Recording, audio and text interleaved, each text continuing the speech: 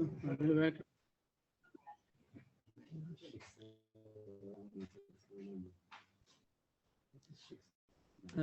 so we're on the Tezvav Malaf on the third line, Amra Papa. So, how the sugi came in was that you're allowed to sending presents. Mishloach manas on Yom Tovim, and Bishamai says it has to be ready to eat. It still says as long as it's something which you're allowed to do on Yantif, even if it has to be shechted still and cooked and everything, as things that you're allowed to do on Yantif, things you're not allowed to do on Yantif. So then Beisol agrees you're not allowed to send it. After that, the Mishnah had a list of things that you're allowed to send, not only food, also garments, and it said even if it's not sewn yet, it could be used also as some kind of a cover, even if it's not going to be worn as clothing, and maybe a wraparound, things like that. And then it says even if it's kalayim, even if it's shandas, and that's the Gemara's problem. Shandas is not usable. So why should you be allowed to send it on Yantif? But the Gemara came out on the top line, Ela Bakashin. Kashin means something which is stiff. I guess the word would be stiff, and it does not. Rashi said, and that doesn't give warmth. Rashi says here that it's only mutter to be on top of, not to wear it. And you can't have a jacket made out of stiff klein, but you'd be allowed to be on top of it, and it's no chash is going to wrap around. Tyson brings down those that argue. Rashi himself someplace also says that you might be allowed to wear it also because it doesn't give warmth, and if it doesn't give warmth, it's not asa for klein. So that's the machlokas we shown them. On a chair that has klein. So really, the Gemara says you're not allowed. Earlier the Gemara said on the page before. What is that over here? That you're not allowed to because it might wrap around. It might wrap around, and therefore, and then he says even if there are 10 layers, you're still not allowed. Even you have 10 layers, and the bottom one is Shan is also not allowed to. Here the Gemara says Kashin, and they talk about these things about trains and buses if they might have a climb. Here it's a case of Kashin. That might be a case to consider that it's stiff. Maybe there'd be a heter because it's not going to wrap around. So I don't know the halacha myself. The Gemara talks now on the third line. The Gemara a little bit more halachas about shatnez. Hamra Papa Ardalin ain't be'em mishum climb. So the Rashi says that is some kind of insole, an insert you put into the shoe, and even if it's made out of climb, it's okay. And why is that so? So also because it's going to be kashin. And some say interesting shot that the bottom of the foot. It doesn't so it's not sensitive. The bottom of the foot. That's a chiddush. That it doesn't have anything to do with the type of shandis. Any kind of shandis is not us on the bottom as an insole because the bottom of the foot, because the foot is not sensitive to the warmth over there. But the Pashup Shat Rashi says is that this kind of material that they used to make was kashin, and like the Gemara said, this is something which is stiff, you're allowed to be on top of. So the Gemara is going to say no another heter soon. Yes. Maybe just the Rashi. How do you understand? We were looking at the Rashi the other day. Says our Deloitte says Ra'isa K'Shuvas. So he says K'Shuvas Agayim. Says it's some kind. They understand that they say that it means inside the shoe. I saw that they explained Rashi means that it's inside the shoe, like an insert, like an insole that we have. And Rashi just says that the back maybe comes up connect Akev, then over there the Tzemmer part. So that's how they explain Rashi, not under the shoe, but under the foot. The insert.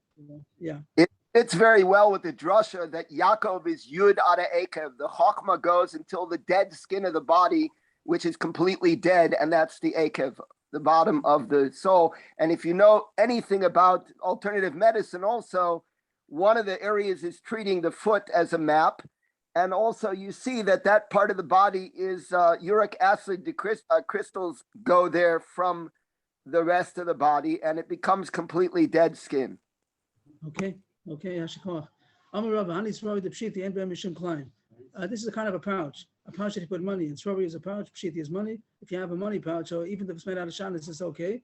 And Rashi explains because it doesn't give off warmth. The fact that the money is inside the coins, so it doesn't give off warmth. And even if you have such kind of a pouch, you're not going to get warmth from it. It's in my jacket pocket. It's in my pants pocket. It's getting warm from my body. I'm not following. I'm Here it says. So it says that the pouch itself is not going to give any warmth. It's not going to make you warm.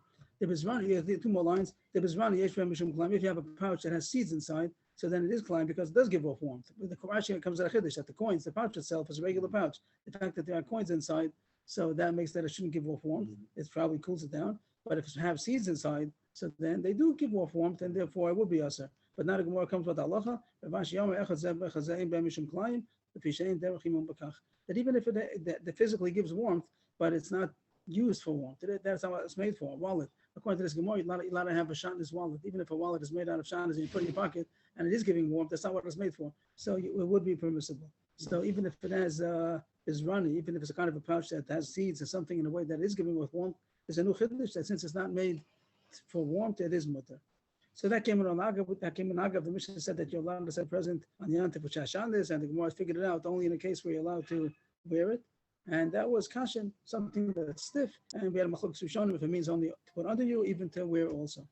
So Rebbe, it means that anything that's not orche, even though it's an actual hana, the hana is not considered a hana of Isser because it's not in the getter of receiving hana from shatnez.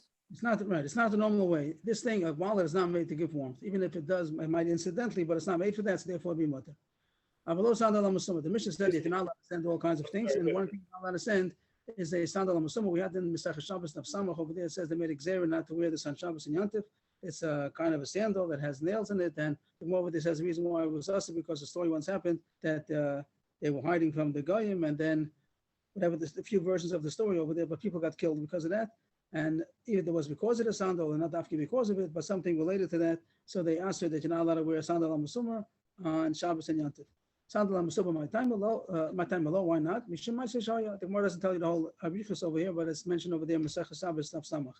Rabbi, sandal musuma asal and all mutal letatlo. Rabbi is going to derive from our Gemara that even though you're not allowed to wear it on Shabbos and Yantif, but it's not muktzah. Really, the truth is over there in Masechah Shabbos over there is machlokes tanoim. So they explained that Rabbi is just coming to say that our Mishnah is meduyak, like the Madam that says that it's not muktzah. We don't have this nowadays too much. So I don't know if we have to look into the halacha, but it comes out of machlokes. If it's muktzah, you're not allowed to wear it. Is it muktzah? So Rabbi is meduyak from our Gemara, our Mishnah, that it's not muktzah. Why is that? Also, no, mishum ma'aseh shaya. The story over there says because of that story, that's why they made it so you're not allowed to wear it. But I could prove that it's mutter to move. It's not muktzah. The fact that our Mishnah has to say that you're not allowed to send it on Yantif as a present, it must be that it's not muktzah. If it be muktzah, then surely you're not allowed to send it. If it's usher to move, so then surely it wouldn't even be a question that you're not allowed to send it as a present. Since the Mishnah talks about you're not allowed to send it as a present, we could derive that it's not muktzah. Today, the only thing I would think is like that is it's called cleats that people wear for they play ball or go golfing, whatever, that has the It has spikes. It has the spikes. But they talk about the Gemara has a lot of conditions over there. It's got the spikes, I think, are not connecting the top to the bottom. I'm not right here. Here, the case was that it connected. I think that it connected. Or then the Gemara talks about if it's decorative or things like that. So I think the Meister, they don't ask any kind of shoes nowadays. So then you would be able to move the cleats even though you're not going to wear them. Right. Yeah, you're allowed to wear it. It's not usher to wear on Shabbos, and then you'd be allowed to move it. You're allowed to wear it also, as far as I know. Although middle chain of Topher, it says in the Mishnah that you're not allowed to send as a present. Even this thing will be Shalish and Lachtalissa, so that the Rashba says that still you'd be allowed to move it, even if it's Mutil Mataltel, it's still a Klish and Lachtalissa since you're not allowed to wear it. That's a nice kasha. So still the kasha should be, so how are you allowed to send it? It's still Muktzah. Even if it's not Muktzah, it's still not better than a Klish and Lachtalissa. So they explain, the Rashba says that sending it as a present is also called Lagufa. You want to make somebody happy. Wow. So you're using this to make somebody happy, it's also called Tzarech Gufa. But that's they bring down the Rashba says that. Yantif, right. Below middle chain a tough one. You're not allowed to send something which is not usable, even though it said you're allowed to send an unsewn garment because the piece of cloth is usable. But an unsewn shoe is not usable. Nothing you can do with it. If it's not sewn together, the pieces are not worth anything. Pshita goes without saying that you can't use it for anything. Of course, you can't send it. But so Rashi says that even though it's is somewhat connected, or Rashi says that you connect it to some kind of pegs. Or Rashi says in a case where it was just sewn together, makeshift kind of a thing. So you might think that it is wearable. If it's not mamash not wearable, then it's pshita. But it might be yes wearable. You put it together somehow, makeshift, some kind of staples or something like that to hold it together. So still, nowadays they call sichim taka staples like that. That's what they see coat. So not exactly, but that's the idea that even though it somewhat is sewn together, makeshift, so that's not enough to be considered a shoe, and it's not bechobadik to wear outside. So therefore, the recipient is not going to wear it without sewing it. So don't send it on Yantif. The Mishnah said that the Rebbe holds even a white shoe means that hasn't been polished. It hasn't been polished black, and it's a raw shoe that hasn't been polished, and no one's going to wear it like that. So also, you're not allowed to send it on Yontif because it's not wearable. Tanya, that's the same thing as we had till now. If it's a black shoe, it's okay. We'll see soon what's the chiddush about that. But he holds that a white shoe means that hasn't yet been. If it's supposed to be a white shoe, sure it's fine. But it means that it's not. It's unprocessed, unpolished. It hasn't been painted. It hasn't been painted. That's the way to say it. It hasn't been painted yet. So no, you're not going to go around with an unpainted shoe unless you want it white. Okay, but the case is you want it black. It's unpainted. So that's why you're not allowed to. They should sell pizza sagir. They say this is the kind of paint. Pizza sagir, something. The pizza usually means some kind of a mass, and gear. They say some kind of a earth that they used to smear the shoe with in order to get it black.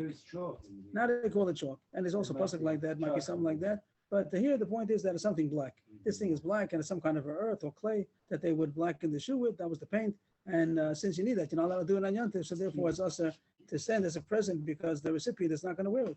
Rav Yossi also b'shachar. Rav Yossi says even if it's already painted, it's still not good because there's another process that he holds also is necessary. So nowadays the word l'tzachzech means to polish, but it doesn't mean if you have a black shoe it's not polished. It doesn't sound like you can't wear it. You probably could wear it also just because it's not shiny. So Rashi says it means that like Gemara has seen a second in the Gemara that the skin that you made, the hide that you made the shoes out of. So one side of it has to be sanded down because it's rough.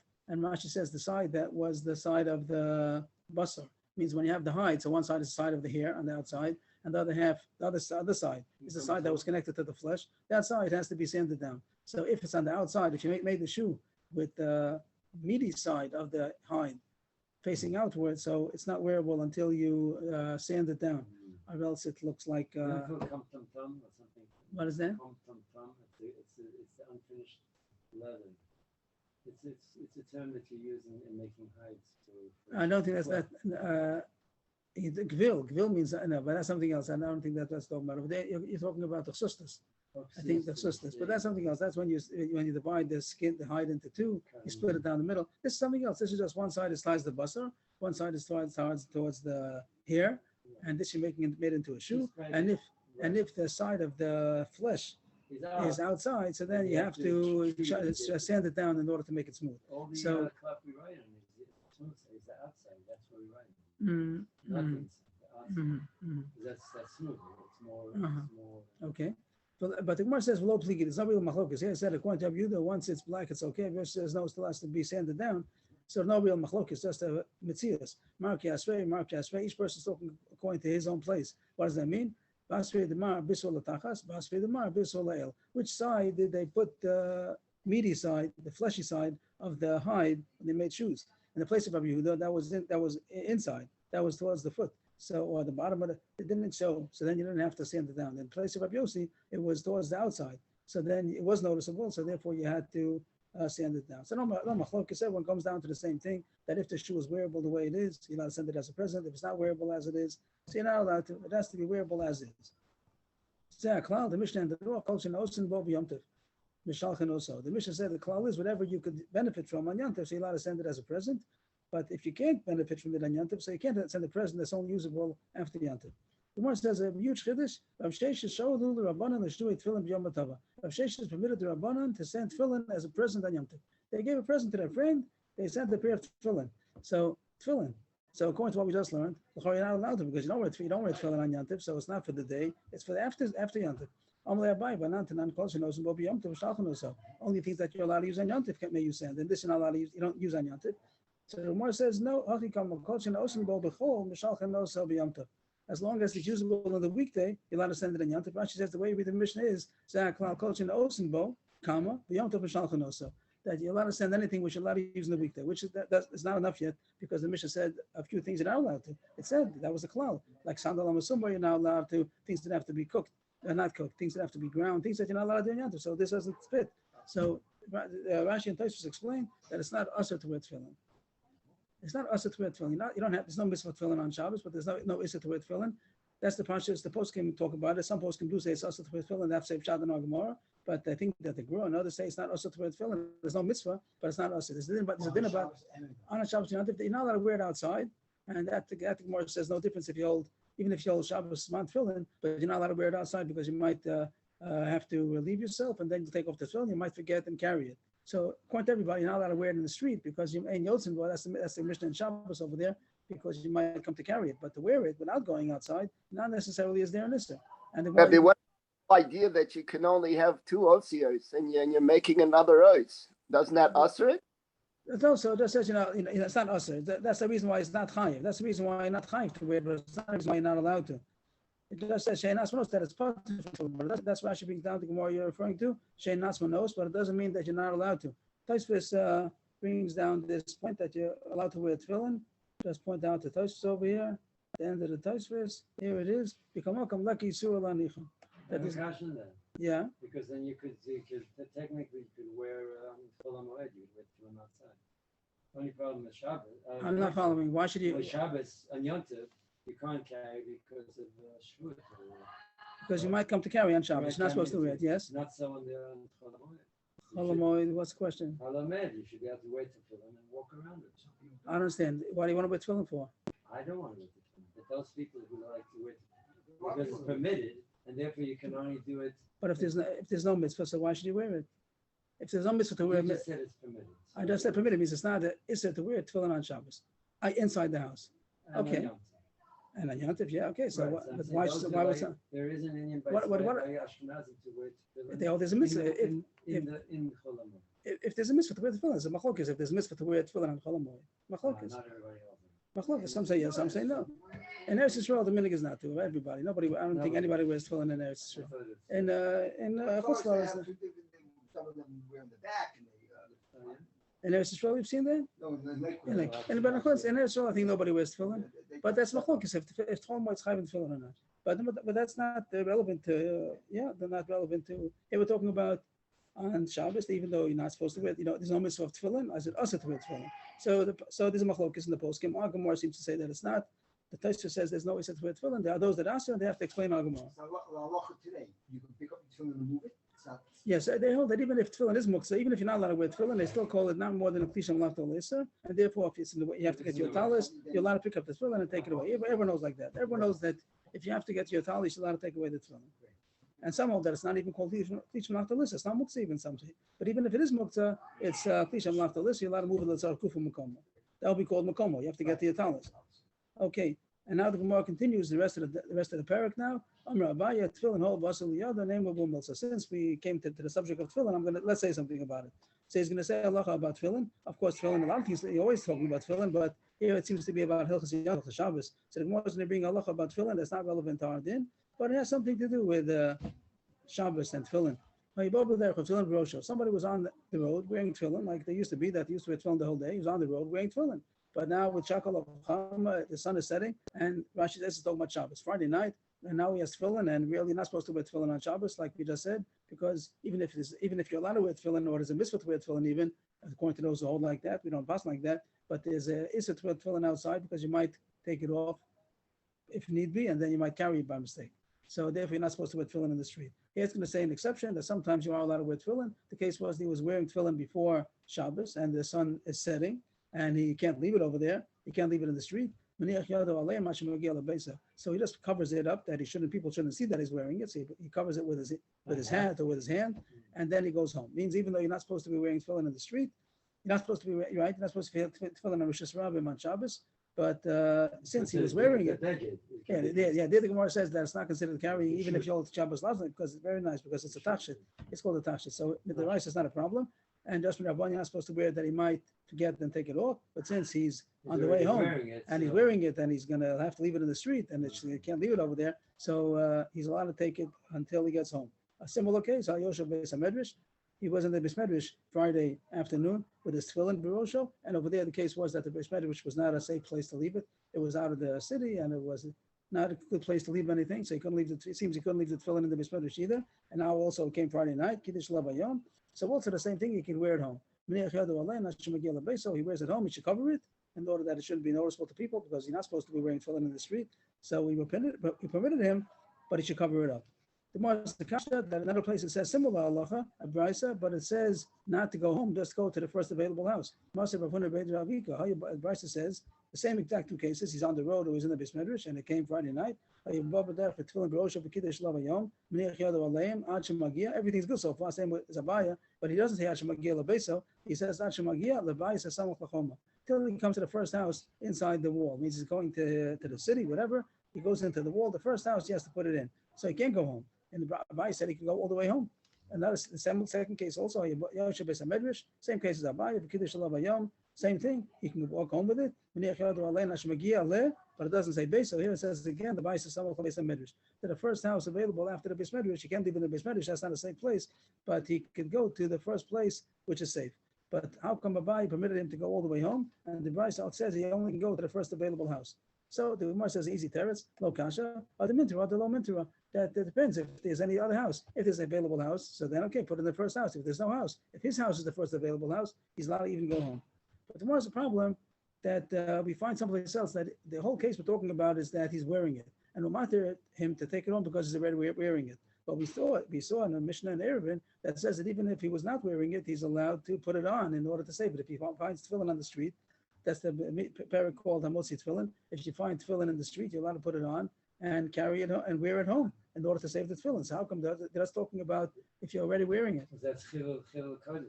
What's Chilul Kodesh? That if he sees on the street and he doesn't pick it up, Yeah, somebody's going to pick it up and sell it to in the Arab marketplace. So how come by here, the kasha was, how come Abai only permits if he's already wearing it? The price is, he's wearing it, you're allowed to continue wearing it. It should have stayed there. It says, even if you're not wearing it, you're allowed to put it on in order to save it. That's the kasha. Yeah, but they might have to use the same rules. Let's go to the Okay, but how come they spoke about only if you're wearing it? How come they said the scenario is you're wearing it already? Even if you're not wearing it, you're allowed to, if you find it in the street, also you're allowed to put it on in order to save it.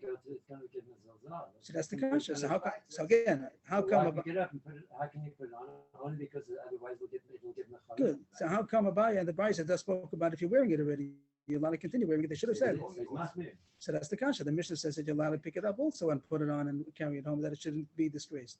Either Rebbe, Lamintera, I thought would mean to guard. Is that what it means?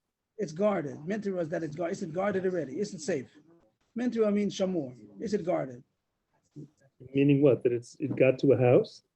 So the more first said if it's guarded, it means if there's a house that's guarded, that's fine. If it's no place which is guarded, so then he's allowed to take it. So then take it all the way to his house. I see. Right. Okay. Now the Gemara is asking that this whole thing that it's not guarded, the problem is that it's not safe. So how come everybody's talking about if it's already wearing it? Even if he's not wearing it, he's allowed to pick it up also and put it on.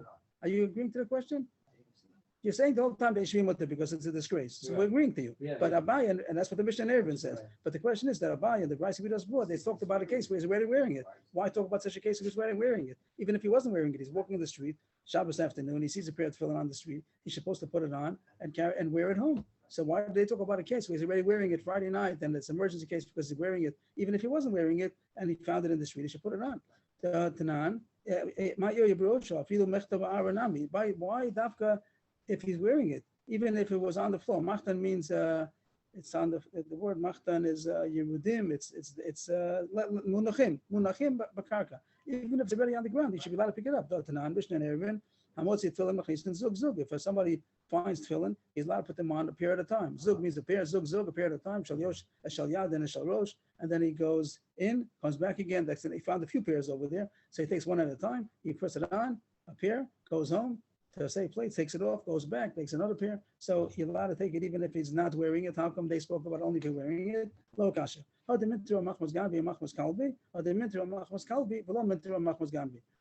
the Gemara takes, there are two problems of danger. One is that a dog might take it. The other one is that a ganav might take it. So the Gemara says that there are two considerations. If there's a problem that a dog might take it, so then you're allowed to, that's the case that Mishnah and Eruvin is talking about, that you're allowed to put it on even if you found it in the street. But if you did it, yes, because it's going to be taken away by animals. But and that's going to be the disgrace. But if there's no chash that a dog can't get to, the place where it is, the dog can't get to, but a person could get to it. So the question is who's the ganav? So if you're talking about a place where they're mostly a goyim over there, so then the goy is like the dog also. They're going to disgrace it.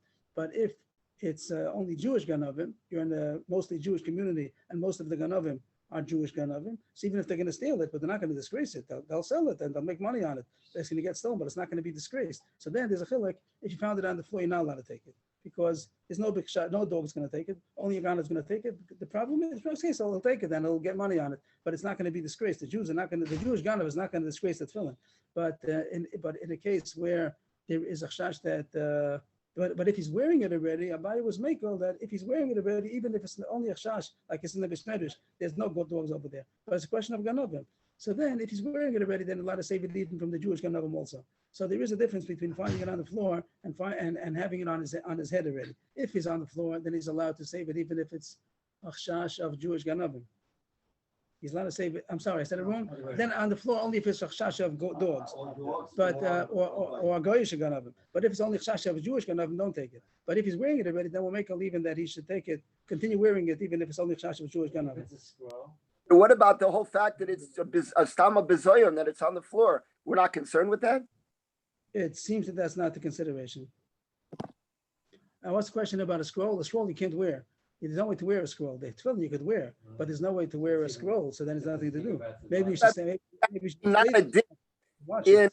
food. It's not a din in being mechabed, sifrei Torah or kasav in tefillin. That's not what we're talking about here. We're talking about saving the tefillin. And if you're if there's an Asa to wear it home, so that's what we're talking about. But a scroll that you're not able to wear it, so then even if it be in danger, so it seems that you're not allowed to carry it. You're not allowed to carry it. But maybe you'll stay there till the end of Shabbos to watch that it shouldn't get disgraced. But there's no way to take it home. That's what my It's on the floor, and we're going to leave it there. It doesn't have to do with kavod or bizayon. We're not concerned about that. The subject is not that it's on the floor, right? That's the subject is if it's going to be taken, and that's going to be a big disgrace. The way the Gemara says is you might think that both listing Yisrael doesn't mean that most Ganavim are Jews. I think most Ganavim are Goyim, but it means it's in a community where it's Jews, and most of the Ganavim in that community are going to be Jewish. So you might think that they're not going to be Mazalzel, and therefore don't wear it, even if you don't take it home, even if you're wearing it already. Abaye's case, Kamash Malan, that you're wearing it already, so you're allowed to save it even from the Jewish Ganavim. But if it's on the floor, so Rashi says we wouldn't permit him to save it from the Jewish Ganavim, only if it's in danger of being taken by dogs or Goyish Ganavim. Okay, that all came in Agav, like Abai said, since talking about tefillin, so he brought in something Agav, but the Mishnah ended off about Allah about sending manos, Mishloach manos on Yantif, that you're allowed to send anything which could be used on Yantif, even if it's not ready to eat, as long as the recipient would be able to prepare it, also be permitted. Excuse me, before we leave the parak, can I ask on shatnez, were you saying that like if you have one layer of linen and then you put another layer, like a shirt, and then you had a coat that was wool, that would be usher, is that correct? We didn't talk about that. The Al-Gemara spoke about that you have something which is shatnez, means that it's together, woven together shatnez. You have a sheet that's made out of both. And It's made out of the sheet itself is shatnez, and then right. And then it says that if you have many sheets on top of that, it doesn't help. You're still not allowed to stay on top of it. But your case is spoken about if you have one garment made out of wool and the other garment made out of linen that you're wearing on top of it. So it's spoken about in the poskim, and they say if you can't remove the bottom one without taking off the top one, they shouldn't wear it. I don't think it's not the rice at all, but I forgot the rye that they bring. If you wear, if it's possible to remove the bottom garment without taking off the top one, then it's permitted. so we're like a shirt and a scarf. You can take the shirt off without the scarf, but Right, it was right. So that is no issue. Even though one is wool, one is linen, there's no problem at all. But if you have, let's say, a shirt and a sweater. yeah, something like that, a shirt and a sweater, one is wool and one is linen, so then they would say not to wear both of them together. Thank you. Because you can't get off one without the other. But that was a side question. It's not on our Gemara. Levi Yaakov was asking a side point. Okay, we're in Perek Sheni, and we start the new Perek, and it's about Erev Tavshilin. So the case of Erev Tavshilin is that Yantiv comes out Thursday, Friday, and I'm sorry, or Friday. Yantiv is Friday. That's what we need over here. Yantiv is Friday, so you're not allowed to cook from Yantiv to Shabbos, and therefore you have to make an Erev Tavshilin before Yantiv comes in, and then the Erev Tavshilin is going to be that you have some food, cooked food that is already designated for Shabbos. Then, if you did that before Yantiv, then you'd be allowed to cook on Yantiv for Shabbos. We know Erev Tavshilin like that, and this is going to be the Perek starts talking about it. Yantiv Shechol Yos Erev Shabbos. Yantiv came out on Friday. They call the harama, or is it? No, we don't even know yet why you're not allowed to. Why you're not allowed to cook from Yantiv to Shabbos? Even this is a chiddush. Why shouldn't you be allowed to cook from Yantiv to Shabbos? So it's not a rama. We'll get to it. But Yantiv Shechol Yos Erev Shabbos. Yantiv came out on Erev Shabbos. Lo Yivashel B'Tchilim Yantiv L'Shabbos. You're not allowed to cook from Yantiv to Shabbos. Avol Vashi Luli Yom Tov, and Moshe Hosei Early Shabbos. You may cook for Yom Tov, and if you have leftover, you're allowed to eat the whole leftover on Shabbos. It doesn't say to make extra. It doesn't say that. It says that if you happen to have leftover, don't think you're not allowed to eat it on Shabbos. If your intention was for Yom Tov and you have leftover, you could eat that on Shabbos. But now it's going to say the din of Erev Tavshilin. Make something before Yom Tov and rely on that. That means that's you lean on that. That's going to permit you to cook on Shabbos also. If you made a tavshil Erev Yom Tov, you'd be allowed to rely on that to be able to cook on Yom Tov for Shabbos. How much tavshil do you have to have? What's there? In other words, we call that that's tavshilin. So what does that have to be? Bishama says you have to have two cooked foods in order to be a kosher tavshilin. Beisil says one is enough. That's what we paskin. We paskin Beisil, one food is enough. Beishamai also agrees that kind of a dish that they had was a fish with an egg on top of it. That's considered two tavshilin. It's not considered, even though they eat it together. I don't know how they made it. Was it only smearing, or was it also like basting, they call it? Or was it mamish like a sunny side up that's on top of the fish? That is considered, you see two things. If it's just the coating, maybe it's not enough, I don't know. But it says a fish, it's not again to us because we pass like Basil anyway, that one food is enough. But even Bishamai says they have to have two cooked foods, a fish and an egg on top of it is considered two foods. So you have a cooked food before Shabbos, before Yom Tov, you're allowed to cook and prepare for Shabbos, then you're allowed to cook from Yom Tov to Shabbos. But you have to make sure that it's still there when you're cooking. If you ate it by mistake on Yom Tov before you cook, or you lost, you don't have it anymore for whatever reason, then it doesn't work. Then you're not allowed to use it anymore to cook. The Erev Tavshilin has to be existing when you're cooking on Yom Tov. When you're cooking on Yom Tov for Shabbos, the Erev Tavshilin has to be existing. If it was eaten or lost, it's not good. While it was in on Yom Tov. Before you cooked.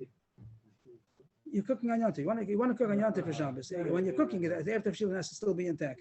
If after you cooked, okay, then you don't have to have the Erev Tavshilin. You could eat it. But usually people eat it on Shabbos. Once That's they're not mokrat yet eaten on Shabbos. no, you don't. It doesn't have to eat it. It says make sure that it's not eaten before you prepare the food. Once you if you ate it or it's gone before you cooked, it doesn't work. It has to be. Mission is the source of the Erev Tavshilin. Yes, you got it. If you have something left over, it's good enough. We're going to see what the kol shu is. That even if something was eaten, but something was left over, that's good enough. So we don't know yet how much the kol shu is. We'll see what that is. That's going to be the shear how much Erev Tavshilin has to be. So the one wants to know what's the problem. What's this whole thing about Erev Tavshilin? Menani Mili, where's this from? So of course, it's not the Raisa. So Menani Mili sounds a little bit like what's the source? So Rashi says it's only an asmachta because the whole thing is Rabbanan over here. It seems. So Rabbanan also to cook up Friday for Shabbos. So that's a question. That I don't know if we're going to be talking about it. It's someplace. I don't know if I didn't look ahead yet, but that's going to be a machlokes if you're allowed to cook with the rice or not. What's the whole lumdus of Erev Tavshilin? But the Gemara starts Amar Shmuel remember Shabbos to sanctify it, and he says I saw that the article makes the vowels me'acher from remember it from something else, from somebody that is coming to make it be forgotten. I didn't read it, I never read it that way, but I saw article did like that. I thought this means at a time, if it's in danger of being forgotten, so make sure that you remember it. So the Gemara can explain right away that Shabbos is in danger.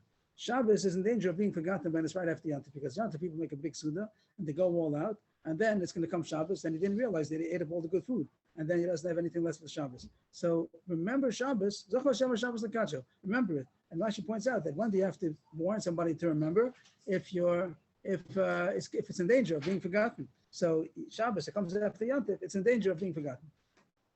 Thank you so much. Thank you. Much appreciated. Thank you. So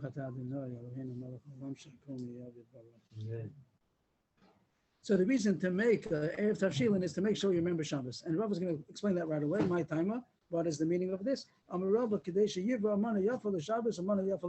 So Rashi, the Mefarshim say that Rav is coming to explain Shmuel, that when you come to make Erev Tavshilin, so you make sure that you have a good portion for Shabbos, a good portion for Yom Tov. The fact that we tell them before Shabbos, before Yom Tov came in, we tell them to prepare something for Shabbos. So he puts that aside for Shabbos, a nice portion, because he didn't get into the Yom Tov yet.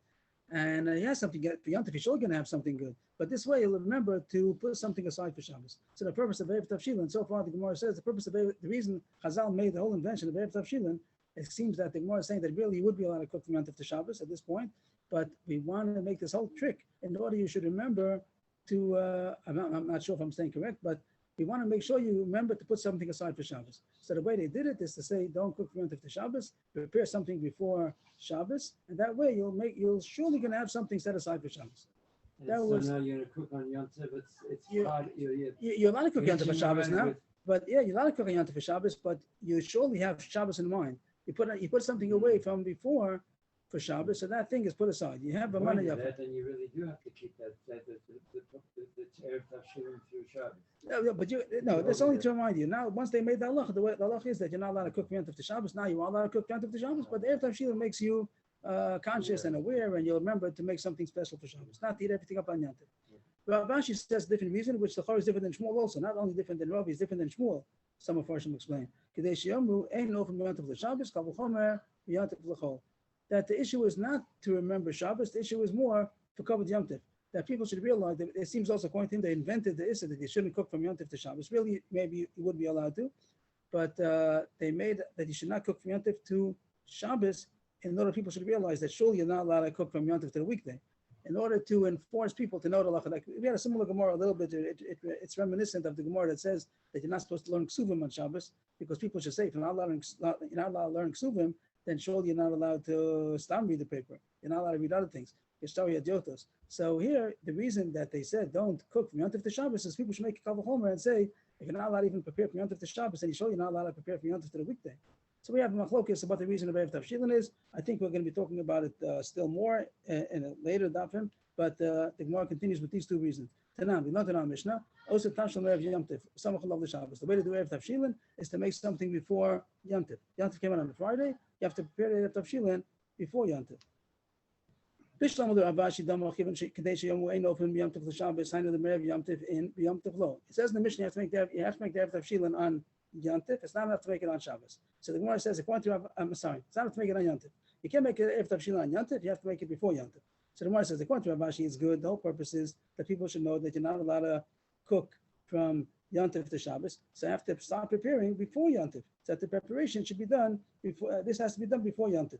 But according to Rava, the whole reason is that you should make sure you have something set aside. Although Rava, my area of Yom Tov, people be Yom Tov Nami. Rashi explains that before you made the Suda on Yom Tov, once you made the Suda, there could be nothing's left. That was the whole problem. That if you can make the big Suda, maybe you're going to eat everything on Yom Tov, nothing's going to be left for Shabbos. But before the Suda, make the Erev Tavshilin before the Suda. The Suda, let's say, whatever, is 11 o'clock, 12 o'clock. So in the morning, make Erev Tavshilin, put aside food for Shabbos, and that way you're secure that you can have something for Shabbos. According to Rava, the whole shash is that you shouldn't eat everything up for Yom Tov, and then you're not going to have anything left for Shabbos. So even on Yom Tov, you should be allowed to do it. Why Dafka on Why Erev Yom Tov? Right, why Erev Yom Tov? That's the Mor's Kasha. The more answer Hanami, you're right. That is you're right. There should be good enough even on Yom Tov. It's a gzer that you might forget. You might forget to make it on Yom Tov. You're right. Technically, it could have been enough. But once you get on Yom Tov, Rashi says you're busy on Yom Tov. You go to shul with the lulav and whatever you're doing, and you have to get the Suda ready, and people cook a lot on Yom Tov, they even shech. So you'll be busy, you'll forget to do it. But if there wouldn't be the problem of forgetting, then it would be permissible to make it on Yom Tov also. Just because of the shash, people are going to forget. So we told them make it before Yom Tov. But everybody holds you have to make it before Yom Tov. Erev Tavshilin has to be before Yom Tov, and we have these two reasons so far. Now the Gemara says another drash. The Tana, Maisi Lama Yacha. Tana brings a source from a different place. So far we had Shmuel. Shmuel brought a pasuk. Now the Gemara is saying that there's a Tana. We found a brisa that has a different source. It says in the pasuk by the man.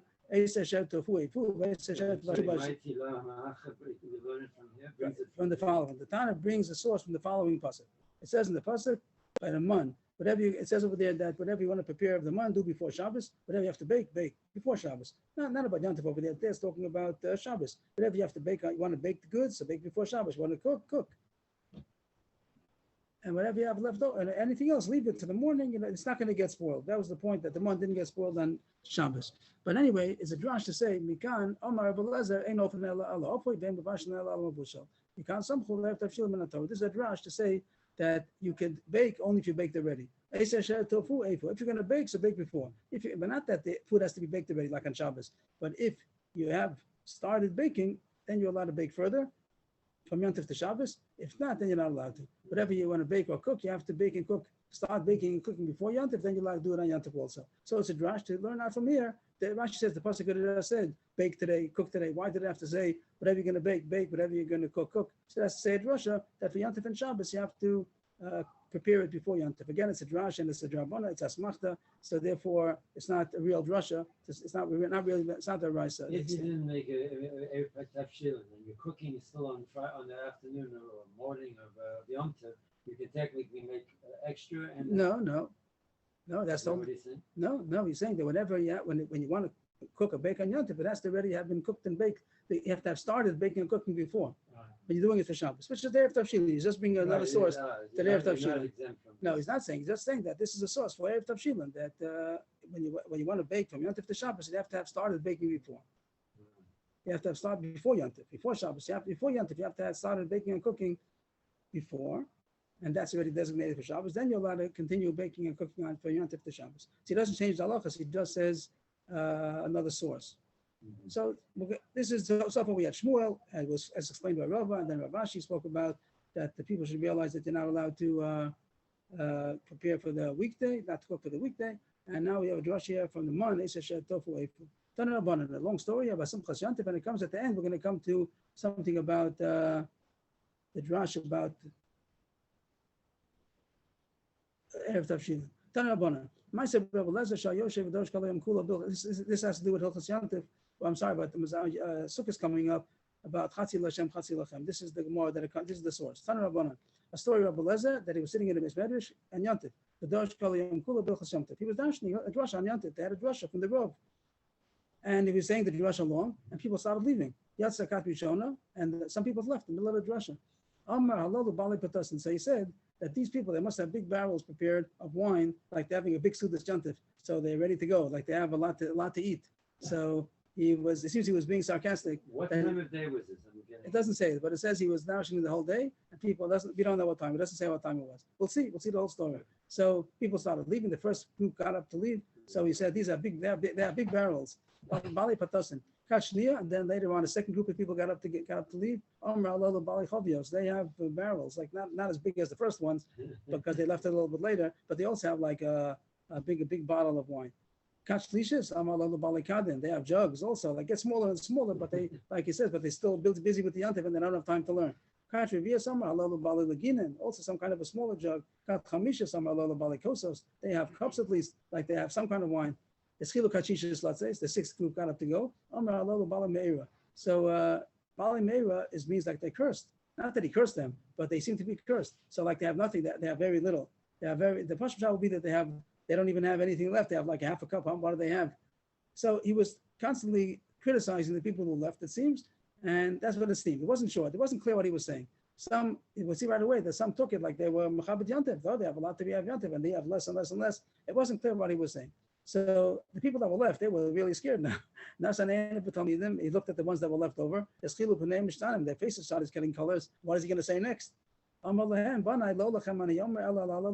wasn't criticizing you. I'm criticizing them. That why should they shouldn't have left.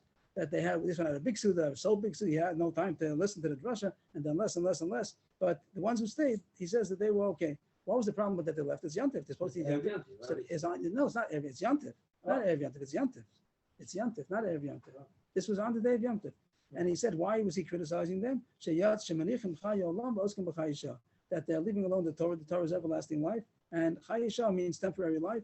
And that means they're just going for eating and drinking. But the Gemara's going to ask right away. The Gemara's going to ask, it's a mitzvah to eat on Yontif. So why is it called Chayisha? That's me, the Gemara's kasha.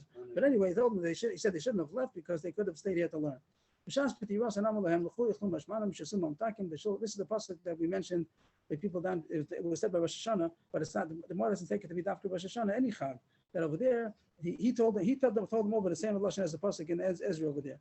Go and eat fat foods, and drink sweet drinks. And send more portions to the people that didn't prepare. Because this day is holy to our Master Hashem. And don't be sad because the happiness in Hashem is your strength. Anyway, he told them, now it's time to go. The drush is over, and he told them to go home and to eat. That was Ezra, but this was not. That Ezra wasn't about a drush. It's the pasuk in Ezra, but this is this is what Rabbi Lezer told them. Rabbi Lezer told to these people that now they should go home and eat and everything's good. Oh, that was the remnant. The remnant, right? The ones who stayed after the end. But now the Gemara wants to know what's the problem. They did a mitzvah of eating on Yantif. That he criticized them because they didn't learn and they went to us to eat. Well, Simchas Yantif mitzvah. It's a mitzvah to have Simchas Yantif. The Gemara answers it's not so simple. He holds that you don't have to. There's another way to do the mitzvah. You have a choice. The Tanya, the person has a choice in Yantif either to eat and drink the whole day or to sit and learn the whole day. You have a choice. And the pasuk is going to say right away, we'll see that it says Atzeres Lashem, Atzeres Lachem. We'll see the pasuk right away. But the Yeshua says Chalkeyu, divided. Chatzil Lashem, Chatzil Lachem. Half to Hashem means half for learning and davening, and half for your own physical enjoyment of eating and drinking. Amar Rabbi Yochanan, both of them learn it out from the same pasuk.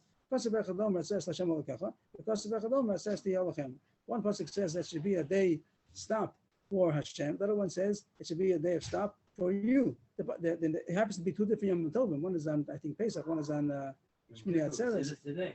I don't think so. We're holding about many lines after that. Oh. We're holding about 5 lines after. Atzeres Lashem Olakecha or Atzeres Tiyah Lachem. You see those two psukim over there? Atzeres Lashem Olakecha. I'm sorry that I'm saying first. Yes, it's yeah, because it's late. I don't want to take time for everybody. But one pasuk says Atzeres Lashem, one pasuk says Atzeres Lachem. How do you reconcile the pasuk? Okay, so that's my focus. Rabbi Lezer and Rabbi Yeshua. Rabbi Lezer Savar Okulu Lashem Okulu Lachem. You have a choice, either this way or that way. So you don't have to have food and drink. You could learn the whole day. Rabbi Yeshua Savar Chalkei, you divide it, both of them. Chatzil Lashem, Chatzil Lachem. So that's my focus about Simchas Yantiv. Maybe we'll talk about it more tomorrow. But so far, that's what the Gemara wants. But once the Gemara brought the pasuk over here, it said, this pasuk over here on top of the screen, it says Shilchum Monos La'in Ochomlo. In that pasuk we brought down about Dichlo Mashmanim, it said send portions to he who is not prepared. If someone didn't have a suda prepared, send presents to him. So that's what the Gemara wants to talk about. Let's just scroll up a little bit. My la'ein ochomlo. What does the pasuk mean? Send to people who are not prepared. Amar Chisda, I'm sorry, that was the wrong line. Amar Chisda is the first one on the line. If somebody didn't prepare an Erev Tavshilin, it's a drash again. Of course, it's a drash. It's not a pasuk shot. But it means send. If someone didn't make an Erev Tavshilin, he wasn't able to prepare from Yom Tov to Shabbos, so help him out and send him a portion.